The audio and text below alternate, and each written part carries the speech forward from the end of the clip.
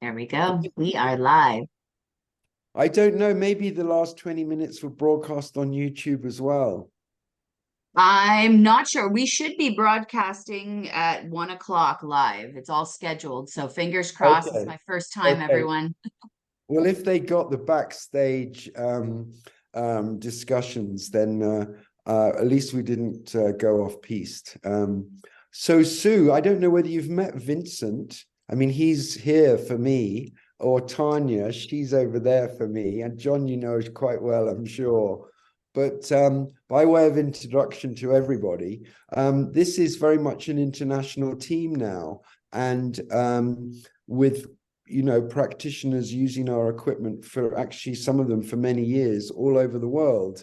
And, John luckily is with us live. So, he's the kind of gatekeeper for all of the data, especially those people who are using our soul mirror. And just make sure we've got enough capacity as more and more people, want to see their chakras on a daily basis. Yes, we've upgraded the server to a completely new machine twice already in the couple of years it's been running. So yeah. Wow. I don't know whether any of you have seen Tania's video she made of how to take a set of images and basically the optimal use for the soul mirror. Maybe you can share that, Tania, in the chat box on Zoom. Yes. Or afterwards in the Zoom, in the YouTube thing. I think that little video, 2-minute video, is absolutely brilliant because it enables Sue, you as a professional practitioner with Biofield Viewer, to send a couple of links to someone who's reaching out from you, what we would call beyond driving distance. As you may know, in America, last time I did a survey, 70% of energy medicine professional practitioner clients are seen at a distance. Including mine. Yeah. Right. So then it's quite normal. And, I think people are brave to trust this. I have a client in Australia.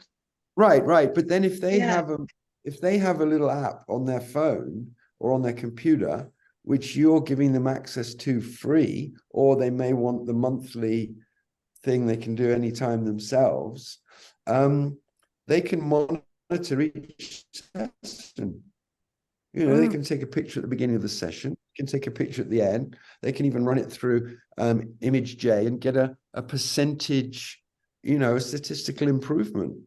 And that's quite empowering when you're sitting there trusting someone. I mean, we already appreciate they're saving a lot of travel time and stress of parking and coming into a clinic of any kind. So, if you can sit quietly at home and have the full hour for the session rather than, 10 minutes of formalities. Yeah, it's a great idea and I would really love to do it. And I don't feel I'm really up to speed on Petal, and this is perfect to discuss it with you. Great. Well, absolutely. And Tania really has, from being our Apple winning student last year, has gone on to actually really get stuck in and start creating some of the little bits of material that make these technologies a lot more accessible. And that's really the other thing about this show. And I certainly don't want to hog the microphone, but, there's a very simple analogy. You don't sell a car unless there's a service station. It's just not ethical. And so as Soul Mirror and Petal become more and more of a global phenomenon and people all over the world are accessing it, it's important for them to have several different options. The first of which is kind of the most common questions answered. So, 70% of their concerns can be dealt with because they've come up before. But ultimately, if someone's got an image that, they want more information about, Tania and I are opening a kind of outward facing facility, like a service center, for anyone around the world who's got an image to send it to us. And if it becomes an avalanche, then of course we've got light, which all of our practitioners are becoming more familiar with. And John will have effectively a clearinghouse for any of the practitioners who are not only online, but available. They can do the important 5 minutes of guidance and such like. So we feel like we're covering our bases because this is a global action. You know, one of the things here at the new Biofield Research Camp, summer camp in Colorado, is why plasma biofield science is taboo. And people call me out for talking about it, but actually in 1905, there was a meeting in Baltimore when the sort of scientists of the day decided there was no evidence for plasma for the ethers. Now, remember, there are 5 elements, you know, and they decide on a whim that one of them doesn't exist. And so that's why in school we learn about ice, water, and steam, but we don't learn about the sort of more intense, fiery, ionizing plasma. And certainly when that steps into human biology, and, you know, we pick up Gray's Anatomy, you know, it's all cadavers, it's all body parts.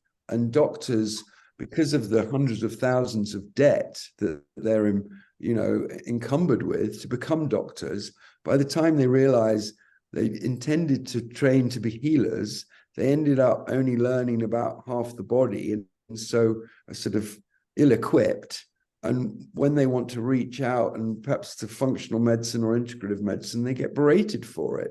And most of the real landmark technologies like medical thermal imaging, I mean, take that as an example. Australia banned medical thermal imaging because they said there was no scientific evidence for it. Whereas if you research medical thermal imaging, there are over 8,000 peer-reviewed published papers. So on what basis is the Australian government saying that? It just doesn't make sense. So this is why, you know, we have to put a gaming technology in people's phones, which practitioners who are advising individuals who use it are giving readings. This is astro-etheric physiology. This is not medical science at all, because medical science decided in 1905 that it wasn't. And until such a time as we get to sit around the table and realize how integrated we all actually are, it's probably just as well that we take this approach. And of course,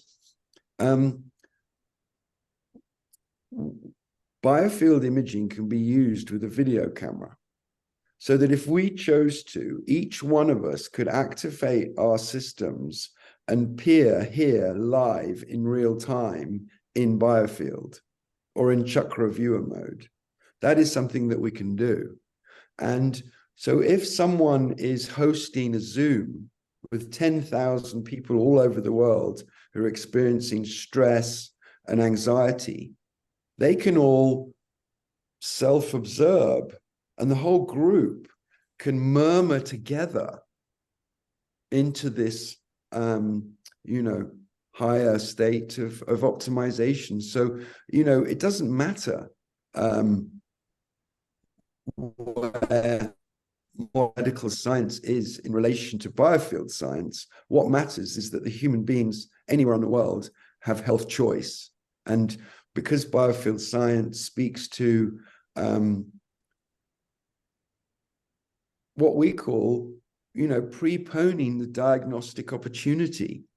Preponing is a word that effectively is still used in Asia as opposed to postpone.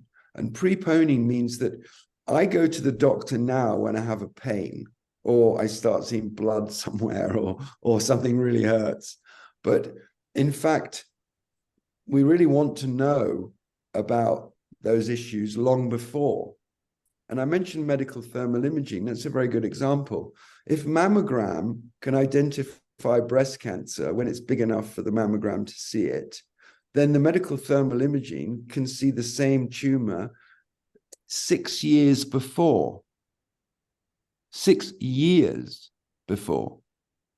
So then when we understand that it's been banned in Australia, then we understand also who's behind it getting banned.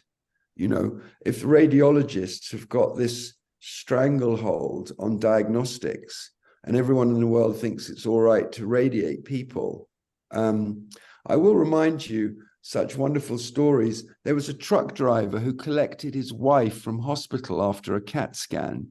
And then they went to dump some waste in the local recycling depot. And the trucks have to drive through a Geiger counter to make sure there's no kind of medical equipment or anything in there. And the woman set the Geiger counter off. His wife set the Geiger counter off.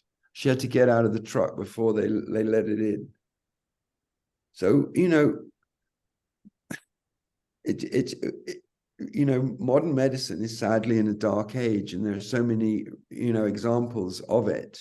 And again, I'm not about banging my head against brick walls. We know where the windows are. Surgery is cutting through a wall to do something to the other side, when the chakras, we can just open the windows and do the same thing. I have this wonderful analogy that, you know, with the slit experiment, particle wave theory, that Biofield Science speaks to wave medicine. Healing speaks to wave medicine, and modern medicine speaks to particle medicine and particle science. And they're two sides of the same coin, but it's not for the particles to police the waves. They will fail, you know.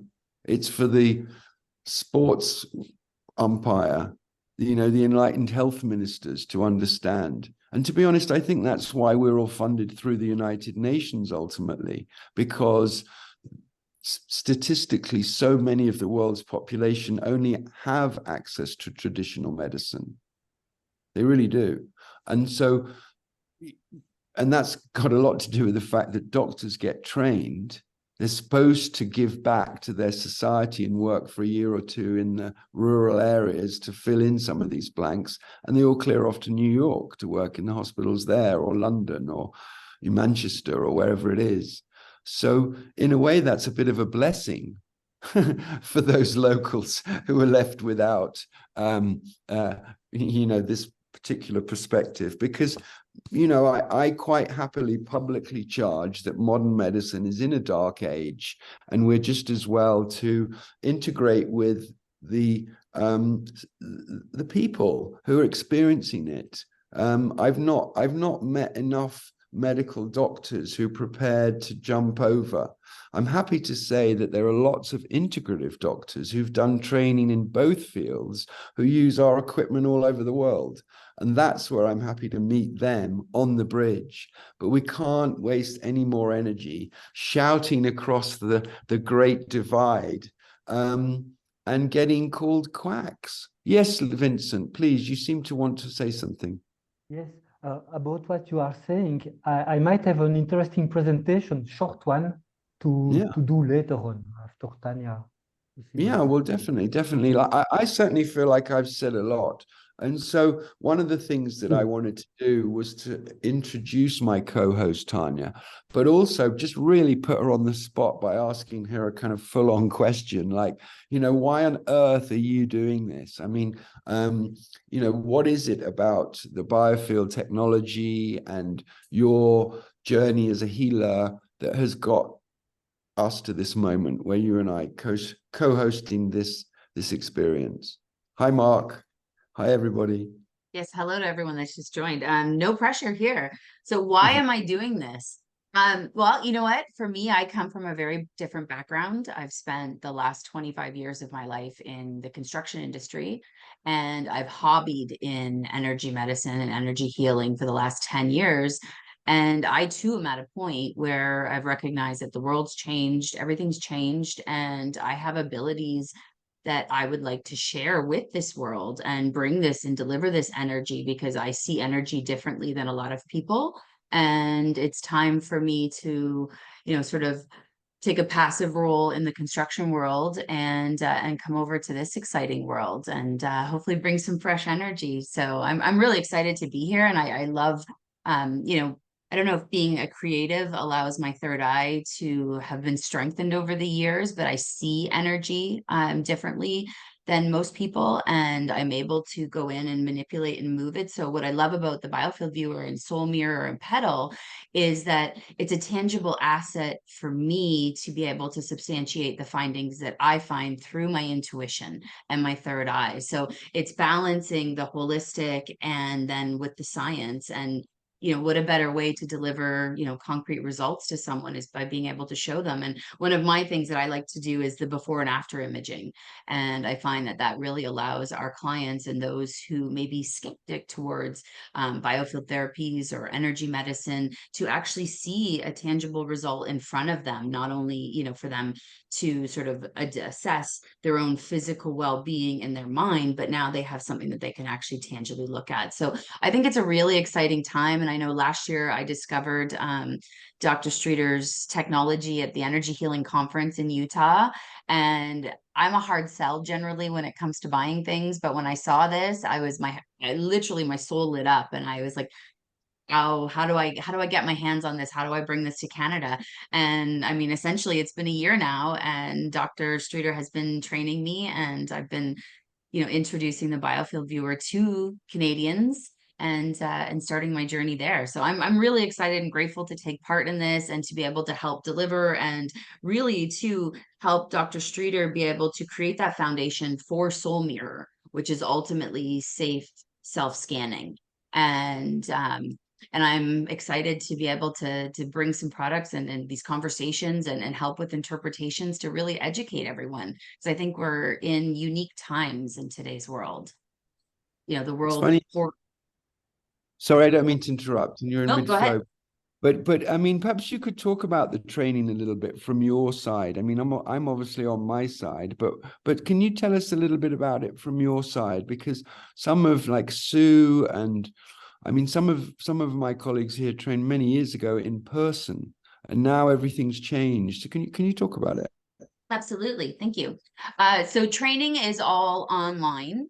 Dr. Streeter does a really amazing job at sending out the videos, and he's recorded all of sort of online learning with all of the modules to learn Biofield Viewer. And then once you get through those, it's really time to get out into the field and to start meeting people and to start photographing people, at which point you can come back. And I was able to have one-on-ones with Dr. Streeter to be able to go over the interpretations. And so essentially I would go out after my training into the field, become really comfortable. I mean, I made a lot of errors. I didn't, you know, formulate or calculate or do things properly, or just even trial and error and understanding everyone's energy and you know, different spaces and different lighting. And so it was nice to be able to have that hands-on, do the online learning and be able to go back and reference it, but also be able to work with Dr. Streeter to go through the interpretations, because it's not black and white, cut and dry. And it's almost, you know, there's lots of different ways we can go about it. And we have to look at it holistically through the physical and the etheric type energy to be able to almost piece a puzzle together to create the story and go in there and then decide whether it's going to be, you know, sort of Western or holistic philosophy and healing. So the training was amazing. Yeah, I'm here to tell them the results. I've learned it. So So you're very confident now interpreting. I call myself the training wheels. And one day Dad comes along with his spanner, or even you do, and takes me off and hangs me up in the garage, and I'm no longer needed. But yeah, no, thank you. That's brilliant. And sort of how many times do you think we've spoken over the year with regard to training? How many people have we gone through, just so other people get an idea of the kind of access they're going to get? We've probably done 30 to 40 people.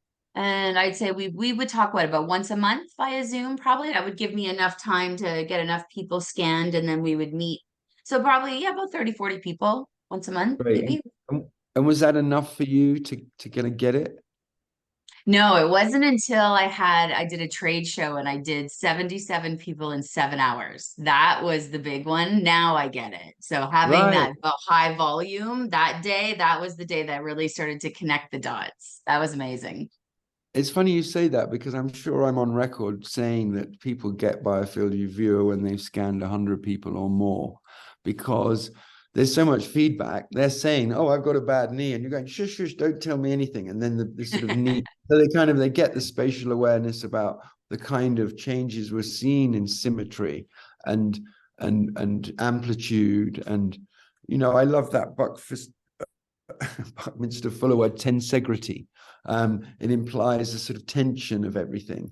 And in biofield science, that's very much true. And you must bear in mind that, several thousand years ago, the Yellow Emperor, delineated the ancient knowledge of the meridian channels.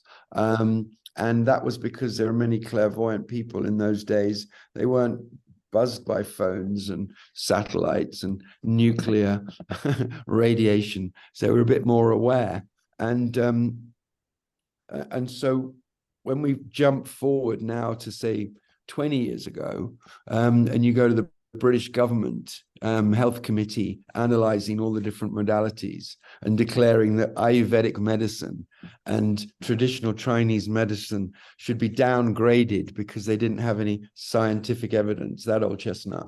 And in fact, I think the Indian government sent an aeroplane of scientists with research papers proving that Ayurveda was very much supported by scientific evidence. And it's interesting, a lot of the journals that they produced in English that have been running longer than some of the English language American journals that were referenced for all the other techniques. So, and then more recently, of course, a rather sinister occurrence, which is the medical industrial complex has co-opted the meridians as the primo-vascular system.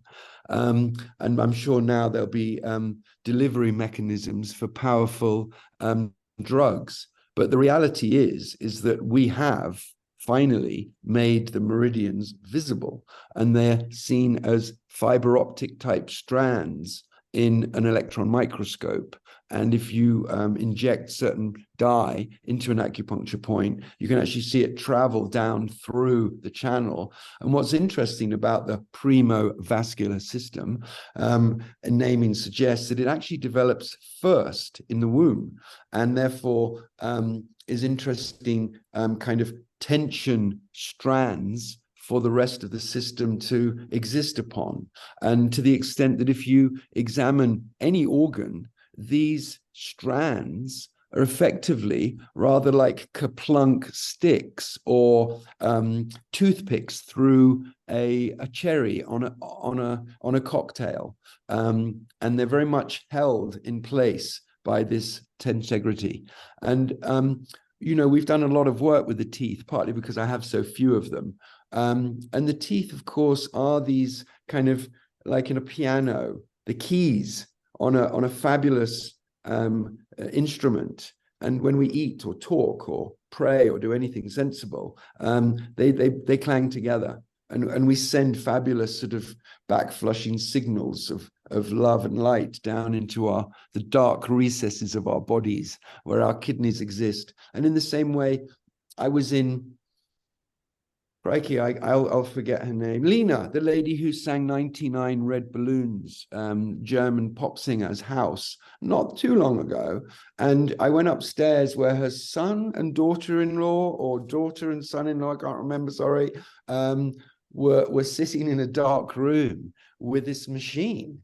And there was this person sitting in front of the chair. Obviously, they were showing me this thing.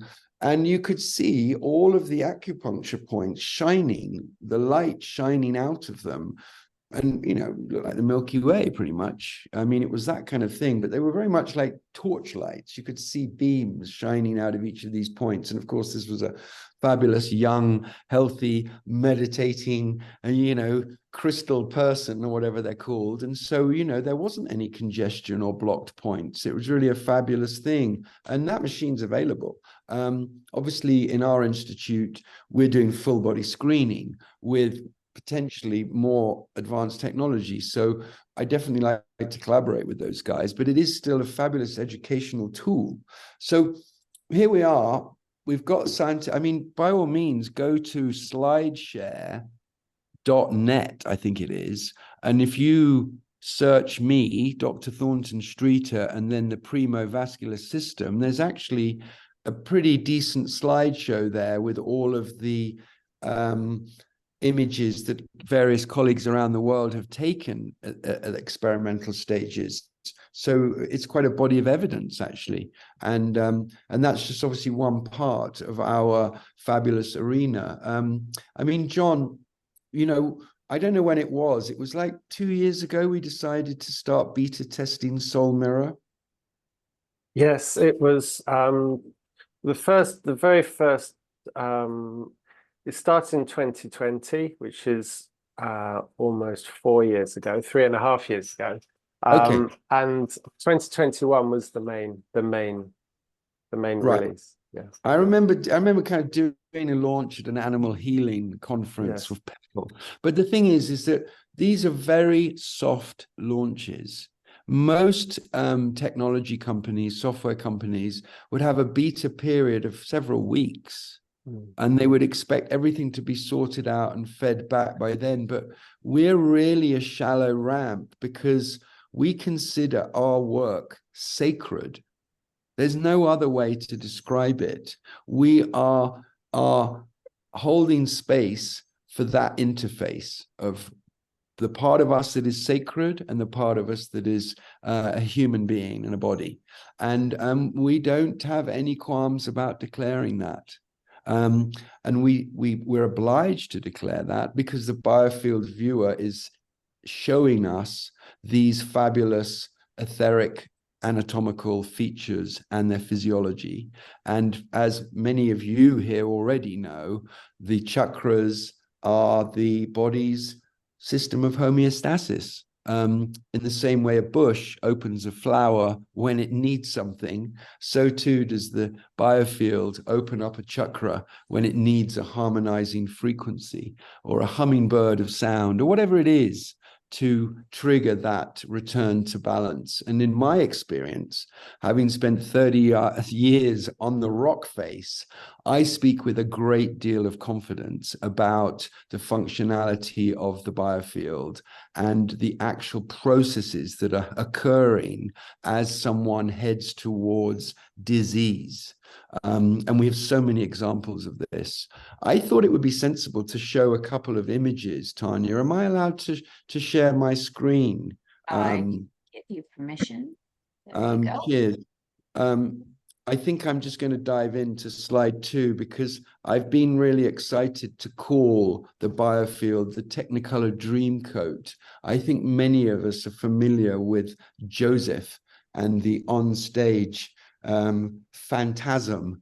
And so, you know, this is just an analogy, you know, in the same way the 7 deadly sins and the 7 heavenly virtues, if you descend into the Alice-like rabbit hole, perhaps search the colors of the deadly sins, and you'll realize it's just another allegory for chakra functionality. And beautifully, the Christians speak to a very sensible way of speaking to that subject. So we cover such perspectives as sloth. Now, sloth, you'll see, is blue and relates to the throat chakra, but it speaks to obviously glandular fevers and kind of issues of the thyroid and parathyroid. And in the same way, the brow chakra, being indigo, is lust. And of course, well, that doesn't necessarily make sense at first, but of course we can lust for power. We can lust for anything. And most of these kind of psychotic coaches that we see grooming people on YouTube are actually just operating from here, and they're sucking the living daylights out of everybody else. So it really is important for us to see what's going on now. And of course, the crown relates to pride. So on the other side, obviously, these are deadly sins I'm discussing. The heavenly virtues, by the time we get to the crown, it's humility. And I can assure you, if there's anything I want to be remembered for, it's that humility opens the crown. I've seen it in so many instances, and pride closes it. And that's why people end up sucking the living daylights out of others, because they're not connected to the mains through pride. So, yeah, I think the Technicolor Dreamcoat is a wonderful opportunity for us to kind of interface with the young and those interested. John, what do you reckon, mate? I've cut myself out, but there's a very handsome version of you there. I'm not going to dwell on this slide. I don't really know why it's there, but I do love to compare and dance between Gray's anatomy and Gray's real anatomy, which we call the Sacred Mirrors book. And I'm sure if you haven't made this ironic connection, this slide will make you go have a look at those two fabulous tombs. So yeah, I mean, this picture Alex Gray painted is wonderful because it has the integrated biofield system. It has all the acupuncture points. It has the chakras. It has the mama. It has the you know, from a Vedic perspective, we talk about crikey, the name escapes me, but it'll come, I'm sure. Mama points and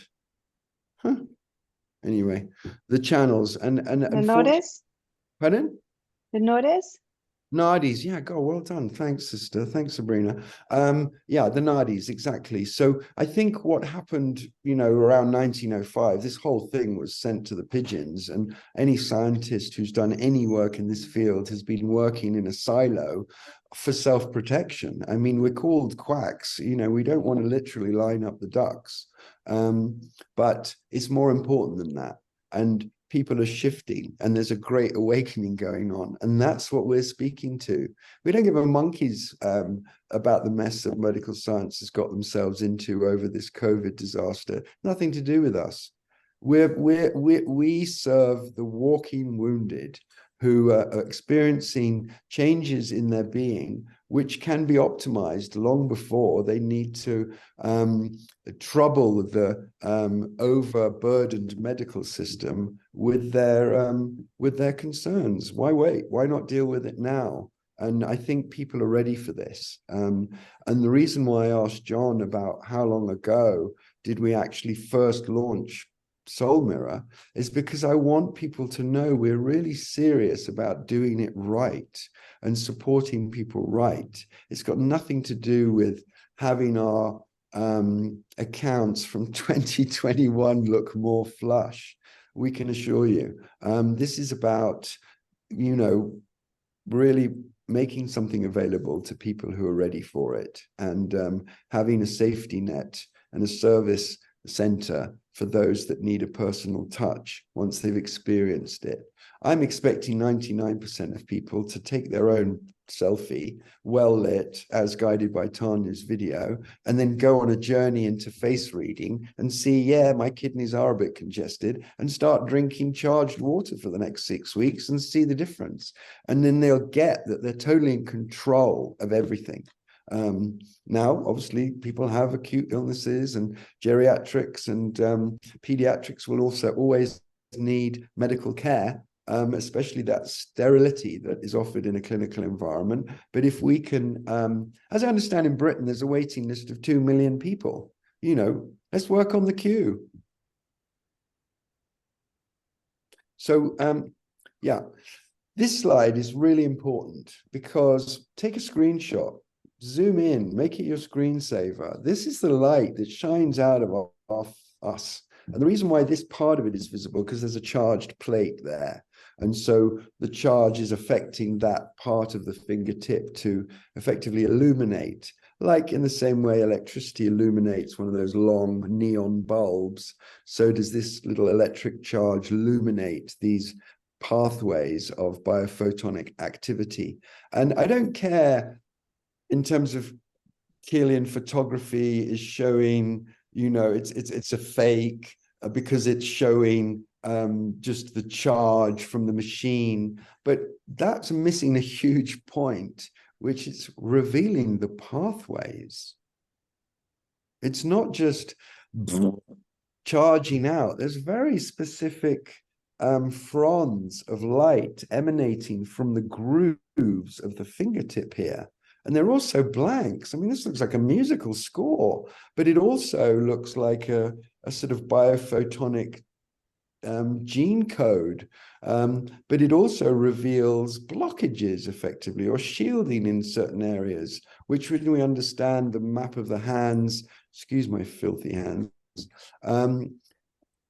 you know, it's a hologram for the whole body, every interface, the eye, the spit, the hair, the ear, they're all facets of the holographic diamond that masters of healing can interpret.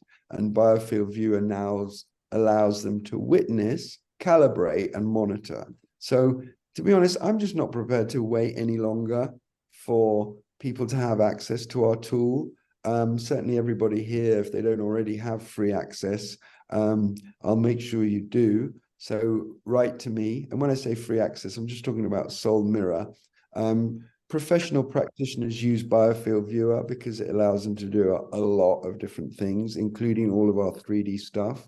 But, you know, for people who want to look in the mirror and who are already here right now, we're still happy to share this portal that we have open for early birds.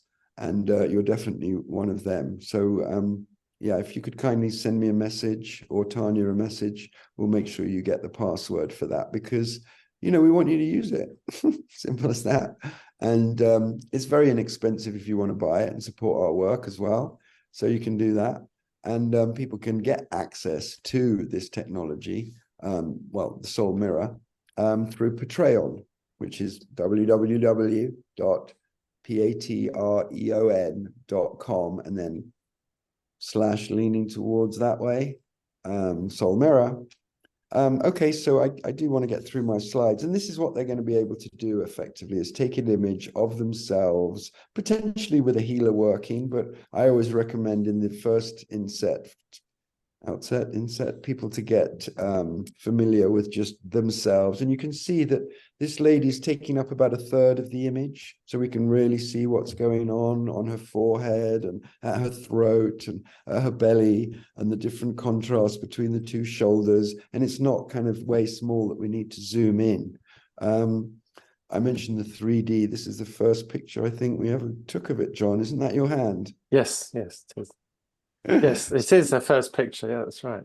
Yeah. So we've certainly researched this technology quite thoroughly now, and we're very happy for it to be part of the main system. It becomes very useful when investigating furry people or furry animals, because it gives us that extra edge to kind of read through the fur.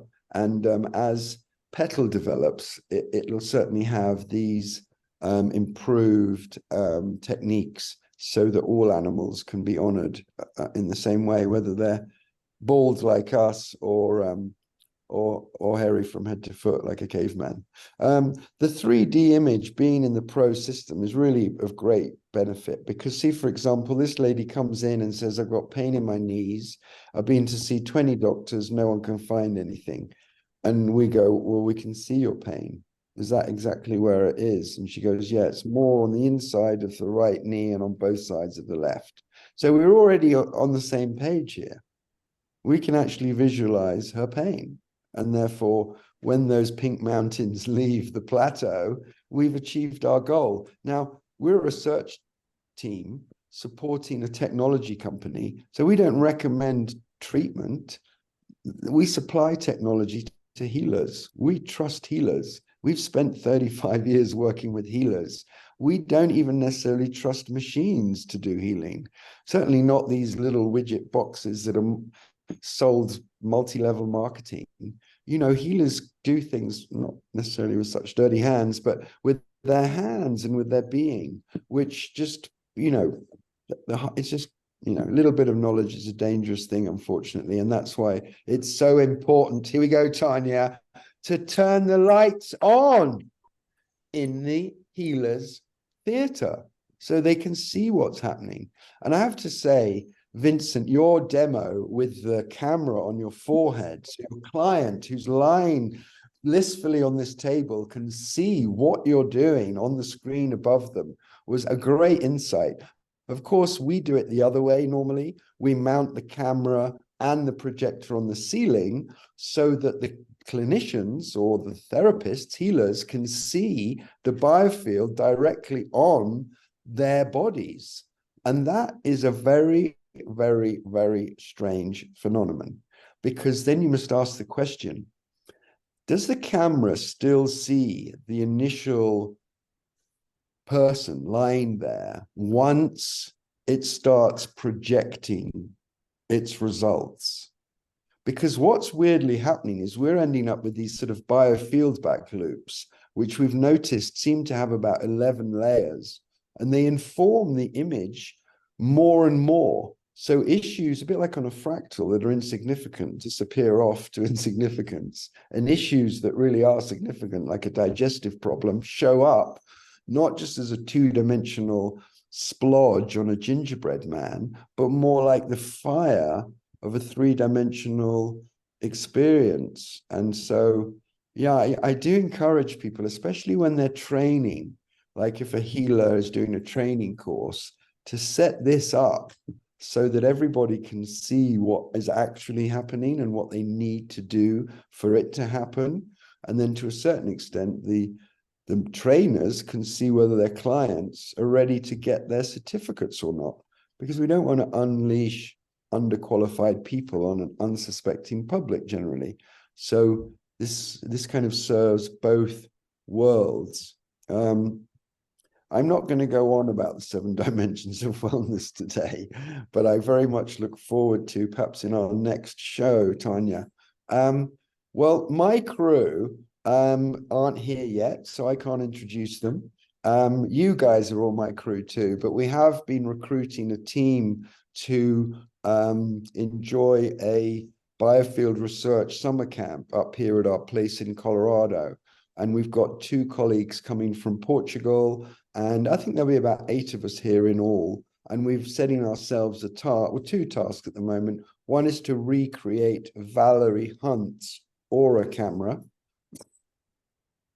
which you may have heard of. And if you haven't, there's some really groovy videos on YouTube, and I recommend you watch them, because I don't know, Biofield Viewer is a clinical unit for me. But it's a scrying lens in my clinical unit. But, you know, I think there's all kinds of opportunities for connections and integration, and especially all the early warnings that we can give to people. And, you know, here are my colleagues. That's brilliant timing. I'll give them a chance to freshen up. But that's one of the things we're doing, is recreating Valerie Hunt's camera. And the other thing is, I may have mentioned it earlier, is actually doing an integrative astro-etheric physiology kind of process. And it'll be an icon on the side of the app eventually. Hi, guys. Come on in, come and meet. There's quite a few of our Biofield family here on. Good idea to not be too hot. Come. Maybe slide a chair around. You can sit in the hot seat. Hello. I'll pull one around. You pull one around from that side. And Roscoe, did you come around?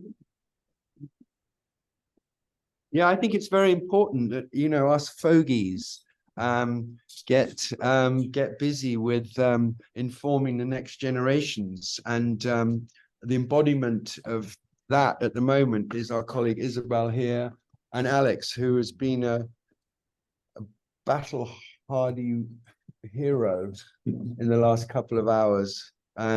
We have a few access issues, and that's why you had a hassle getting here.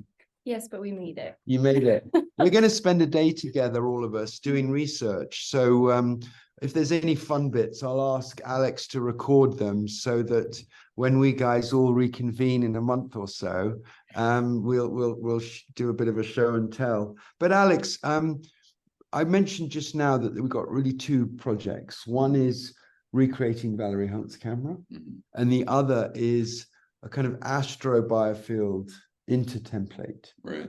And because Alex is really in charge of our research projects, it's his kind of understanding and vision that's going to help these subjects move forward. And I'm very confident in Alex's vision and knowledge in these fields. And that's why perhaps if you could just share a few minutes of insights into the two subjects. I mean, I'm quite happy talking about Schlieren and anything. There's no secrets. Cool.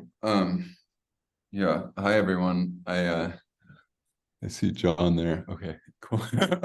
I'm going to turn my slides off now so that we've got a better job of I've got to use a mouse on the screen. Okay.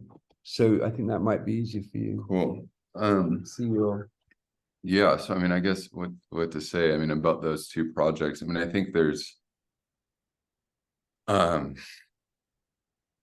obviously so much to like the shapes that are representative of the biofield and just the sort of archetypal understanding of what we're seeing in Biofield Viewer, that I'd like to build sort of like a glossary of morphologies and I'm sorry, it's funny for me to speak in this where you're all so quiet and I'm like you're all muted. It's a little bizarre with them walking behind me, but yeah, I mean, with Valerie Hunt's camera, I mean, there's a phenomenon called Schlieren imaging, which is a type of pressure photography, which uses a type of polarization and a type of collinear projection of light through a lens. You're basically projecting light through the same path that you're capturing light through. So you're projecting light out, and then you're capturing a subject in front of you, and you can see the pressure fields around their body. And I think that that's part of what Valerie Hunt was doing when she built her original biofield camera or her aura camera, because you're seeing this interference between a column of light that's collinear to the image, or to the image that you're capturing. And then Thornton and I have been discussing this idea of sort of how do we build an interface overlay for Biofield Viewer that would allow for us to have a kind of legend or a map that would be instructive for people who are in session. You know, and I think an easy place to start is with a birth date and an astrological profile, because the morphology of astrology and astrobiology is all fairly well buttoned down in the sense that it's standardized, and then we can start asking hypothetical questions from that place. And so I think, you know, within this scientific process, it's like, you know, you promote a hypothesis and then you test it. And to me, if we do a study where we get 1,000 Leos and 1,000 Cancers and 1,000 Sagittarius and just take photos of them, I think we're going to learn a ton. Getting into the rising sign, getting into the moon sign, getting into these, you know, smaller details that maybe would be better represented by human design or some system that actually seeks to put the planets into the body, I think is the way forward as well. But, you know, this human design field is something that I'd also like to develop deeper into like a scientific practice that can be studied clinically. You know, so I think like my whole idea here is that I'd really love to like up the clinical practice of this lab and like make the scientific process even more bulletproof so that we can standardize this field, and so that we can, you know, one day interact with insurance companies or build our own insurance companies or build our own system of organization in functional integrative complementary medicine that allows for, you know, even more people to trust it. So that's kind of my intention. I agree. Thornton mentioned the astrology last night, and I agreed. So it's very well trusted system, like you say, thousands of years, and it's very well tested and very well understood, and hugely popular and successful even now. I mean, I knew the astrologer 20 years ago. The most popular astrologer in the UK was Jonathan Caner. And I knew him. I worked with him with what was then a version of Biofield Viewer. And he was then the most well-paid journalist in the whole country. And he was about just astrology. So he actually was more successful than anything else at that time. Yeah. So yes, it's huge. It's huge. And it can bring a lot of people in. Yes. Yeah. So we can layer, I agree, we can layer that on top. Yeah, absolutely. Yeah, and I think that it's also a guide. It's, you know, it's astrology is a set of signposts for us to be able to study some of the shapes that we're seeing, you know, more directly, you know, and whether or not, I mean, you know, for me, it's like I'm a Sagittarius, but then I have my entire channel is in Leo. So like I have the 731 channel in human design, which is entirely in Leo.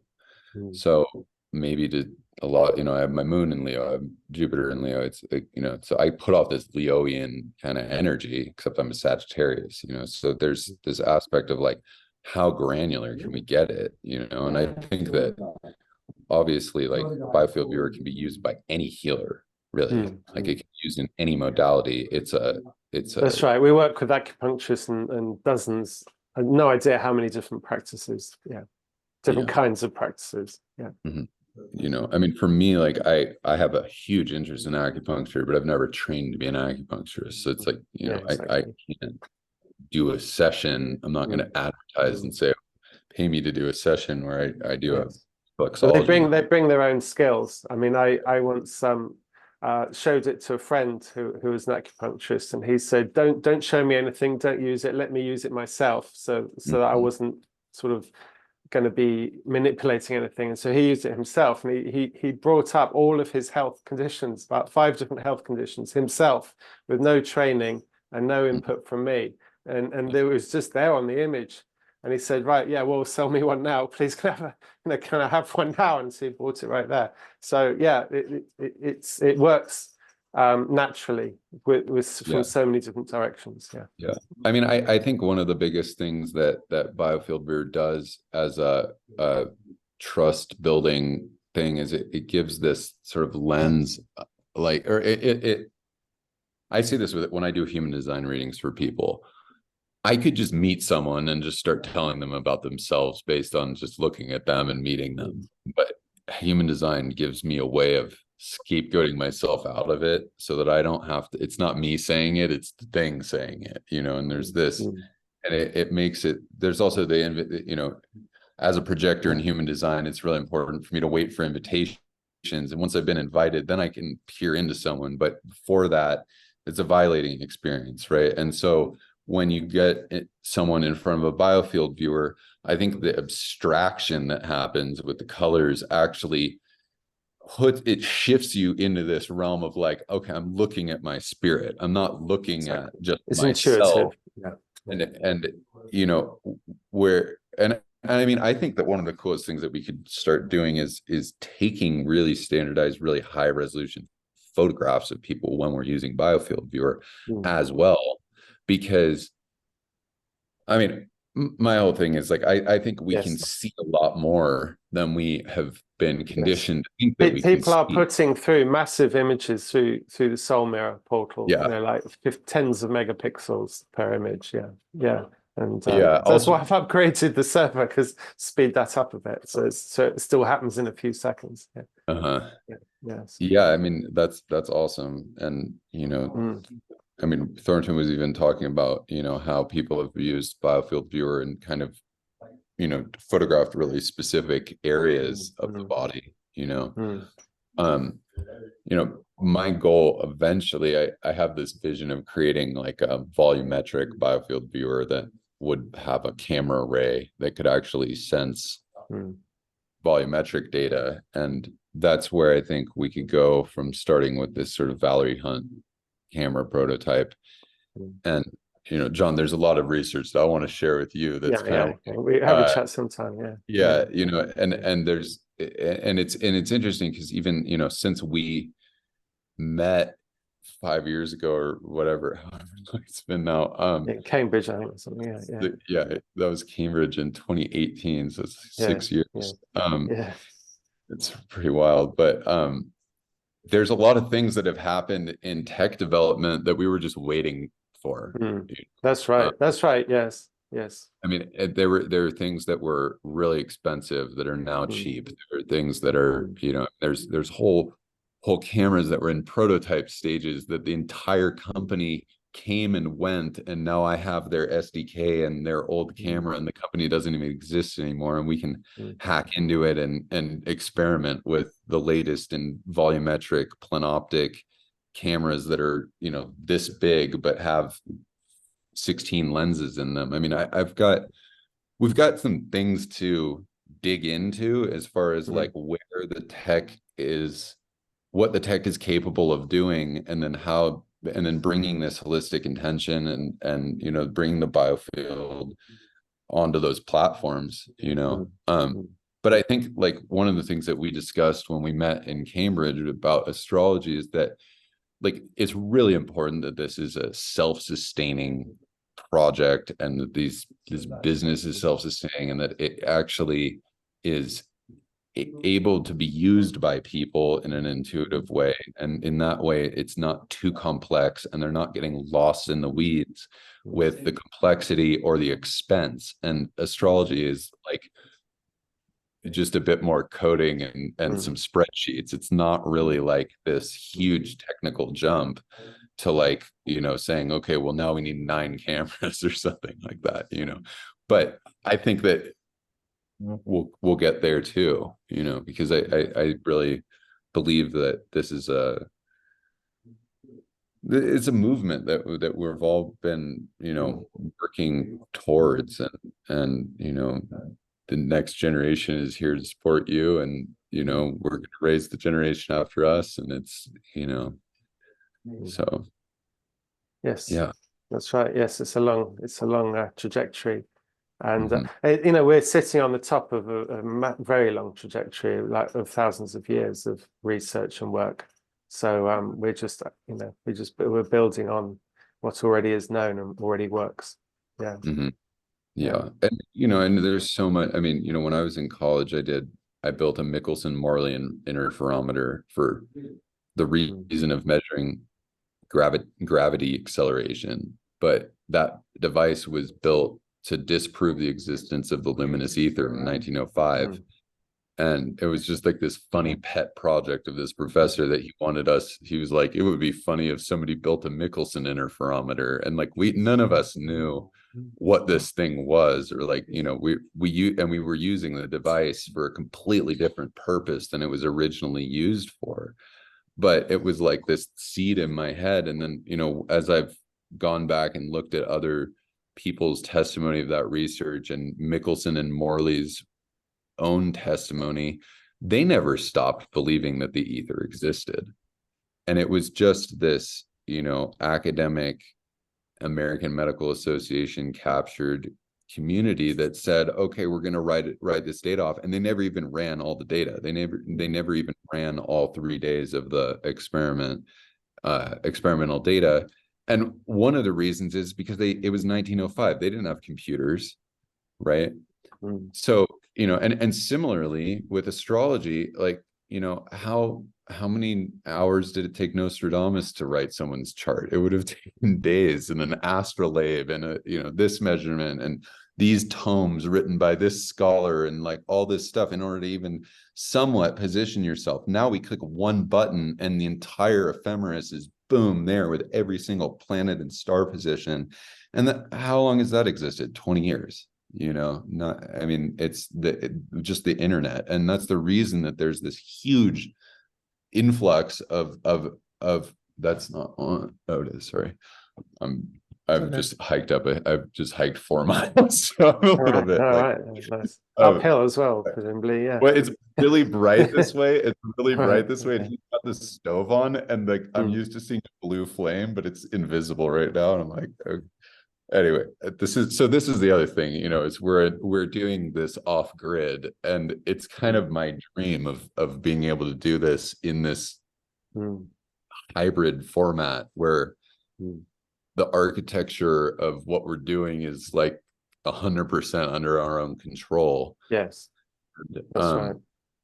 Like we're delinking the practitioners from their physical location as well, because we're making it easier for them to operate globally, wherever their clients are. And that's right. And Thornton especially moves globally a lot, so, and it doesn't interfere at all. So there's no need to be in a capital city or anything like that. So we're enormous travelers in this business, huge history of traveling. So yes, we can work with any area of the world very efficiently. Yeah, different regimes and practices as well. Yeah, I mean, at one point, you know, we certainly now, anyone who's got a mobile phone that's online can take and monitor their own biofields. But of course, they don't even need to be online, because they can take the picture and upload it in a cafe on Wi-Fi when they get a chance. So I think anyone who's got any kind of camera system, ideally in a phone, can work with us, and that's I guess that's one of our greatest excitements, is that, you know, anyone can play. Well, Alex, yes, very easy. Yeah. Thanks to Alex for giving a little dive into some of the excitement. Nice to see you, Alex. Yeah. It's good to see you too. Again. Good to see you again. Yeah. And Tania, thank you very much for hosting us. It's been wonderful. I don't think we're going to do answers and questions and all that sort of thing, because we're really focused on asking the right questions at the moment. So if any of you have got the right questions for us to ask, we'd be really happy to see them, but perhaps not here. John, everybody, God bless you. I don't even know. Oh, is that Dan down there? Hi, Dan. God bless you, mate. And Sabrina, I've given you a shout. So otherwise, Mark, Sue, Vincent, Tania, John, and for anyone who's watching this live on YouTube or happens to stumble across it in due course, this is us, and we're on. And Biofield Science very much has claimed its kind of right to be a health choice. And we're very much here to put the flesh on those bones. So anyhow, without further ado, we're signing out. We've been here for an hour. That's far too long to sit on a bum. Lots of love, and we'll see you next time. Thank you. Thornton, can I just add one final point? Please. We are going to be at the Energy Healing Conference in Utah at the end of the month. Dr. Streeter and I will be there doing free face scans for everyone. And I think we're both speaking. But the reason I wanted to mention is, if there's anyone in the US, whether you're watching the live or re-recording and you're planning on going, I have prepaid general admission tickets to give away for free. So if anyone's looking at going, please DM me on any of the socials and we'll get you set up with some free tickets. So thank you for everyone. It was nice meeting everyone. Have a wonderful weekend. And if you're Thank you, everyone. If you're a current student and you want to come and spend a couple of days kind of with Tania and I scanning, then that would be a very good idea and probably great value for money. Otherwise, yes, well done. Thanks, Tania, for looking after us, and well done, everybody, for making this time to be with us. God bless you. Thank you. Thanks a lot. Bye-bye. Bye-bye. Amazing. Really interesting.